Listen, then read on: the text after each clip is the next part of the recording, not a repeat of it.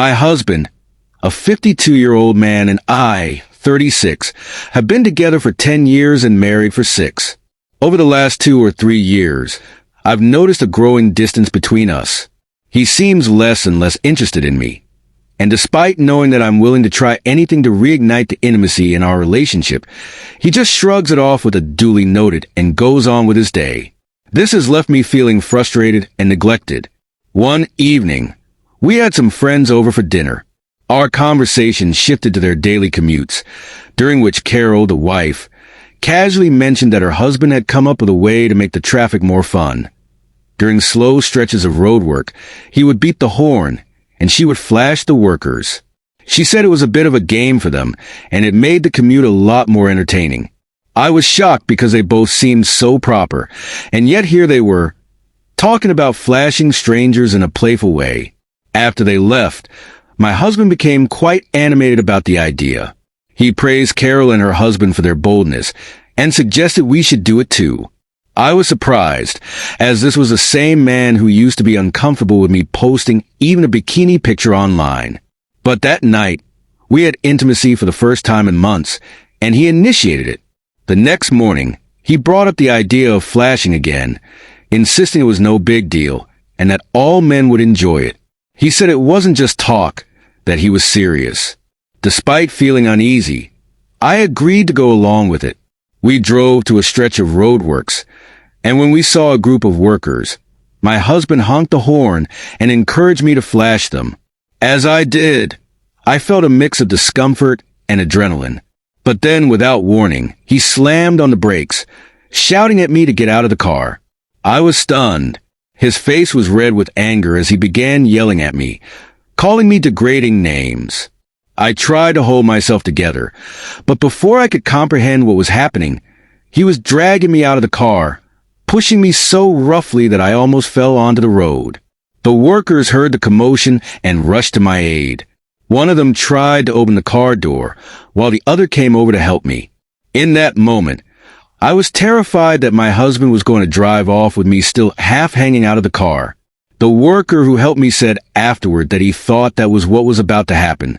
As I was pulled from the car, I was still in my vest top, pajama shorts, and slippers, barely dressed for the situation. My husband drove off, leaving me stranded by the side of the road. The workers were kind enough to take me to their canteen, where they gave me a warm jacket and tea to calm down. I was deeply embarrassed.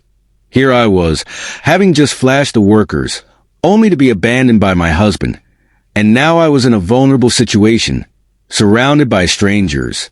But they were sweet, laughing and joking to ease my discomfort. They even offered to let me call someone, but I didn't have any of my loved ones' numbers memorized. The team leader offered to drive me to my mother's house, and I gratefully accepted. They gave me a pair of spare work boots to wear, and 2 of them drove me to my mom's place.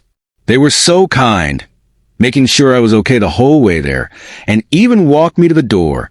My mom was shocked to see me in such a state, but the workers explained that there had been an argument, and my husband had left me by the side of the road. Once I was inside, I tried to pull myself together. I didn't tell my mom the full story, not wanting to add to the embarrassment of what had happened. She offered to drive me back home, but I decided to pack a bag and stay at her place for a while. Since then, my husband has been calling nonstop, apologizing for his behavior, saying that he doesn't know what came over him. He even mentioned that he heard someone shout, "Nice pair," as we drove off, and that it might have triggered his anger. Now, I'm left wondering where this relationship is going. My husband's actions left me shaken and uncertain about what's next for us. I've been torn between what my friends are telling me, urging me to leave, and what his friends are suggesting, which is that I should give him another chance. I'm truly stuck in the middle, unsure of what to do. But if I do choose to stay, I'm insisting on couples counseling for both of us, as well as therapy for our intimate relationship, whether it's just for him or for both of us. However, he's completely against the idea of involving others in our relationship. He keeps insisting that it feels ridiculous to end everything over a moment of madness, and that I should have simply said no when he asked me to flash him, acknowledging his own insecurities. Looking back, I can see how I was blinded by finally receiving some form of intimacy and attention from him, and I naively thought it might lead to more. I made the decision to return his jacket and boots, and in a strange attempt to make amends, I even baked them 2 cakes and gifted them 1,000 bags of Yorkshire tea as a thank you gesture. But now, as things have escalated, I'm starting to realize that no amount of relationship advice or counseling will fix what's happened here. Some have suggested that couples counseling might just escalate his problematic or abusive behavior, and that what I need isn't therapy, it's legal protection. The thought of divorce has become a more persistent consideration in my mind, especially after I took pictures of the bruises and scuffs on my arms and legs, which I keep reflecting on, asking myself, what would I say to a friend who showed me these injuries? After giving it a lot of thought and considering the advice I received on several forums, I called the police to report the attack. I spoke with the workers who were there that day, and they agreed to back me up. They arrested my husband and released him on bail with the condition that he couldn't return to our home. So he's staying at his mother's house for now. After the incident, he began telling everyone that I had cheated on him. While I hadn't initially planned to admit to anyone that I had flashed him, the lies he spread started to turn the tide against me.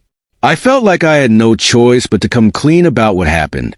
I wrote a detailed message explaining everything, including pictures of my injuries, bruises and scrapes, and screenshots of the messages he sent, where he admitted to asking me to flash him and even acknowledged hitting me, though he tried to blame me, claiming that if I had just done as he asked and gotten out of the car, none of this would have happened. A few people who believed his lies apologized to me, but most didn't, and honestly, I don't care anymore. I'm back in my home now, and my husband has to face his bail hearing in a couple of months. The police have been honest with me, stating they aren't confident in getting a conviction, but I'm not sure if that's just their way of managing my expectations. I've also spoken briefly to a lawyer, but financial concerns are a huge barrier at the moment. It's been a difficult few weeks, but it's also been a huge eye-opener. I have no guilt about involving the police or sharing my story with others anymore. I'm focusing on work to keep busy and regain some sense of normalcy. One of the most vivid parts of this experience that haunts me is how one of the workers, who happened to be a big, strong guy, managed to pull me from the car as if I weighed nothing. He got me out of the way just in time, and I keep thinking that in his mind, I was still halfway in the car when he drove off. He quickly left after making sure I was safe, but I can't shake the feeling that I could have been seriously hurt if not for him. As for my safety now, I don't feel the need for extra protection. My brother has been staying with me since the incident, and he's more than capable of defending me if needed. The police have taken my statement, and they've been more concerned about the physical violence and the fact that I almost got run over than about the flashing incident. Reflecting on everything, I also realized that my husband's refusal to contribute to the mortgage of the house I bought, because he didn't feel like he owned it, was yet another sign of his selfishness. After the attack, he refused to leave, likely because he realized his free living situation was coming to an end. It's all become painfully clear to me now.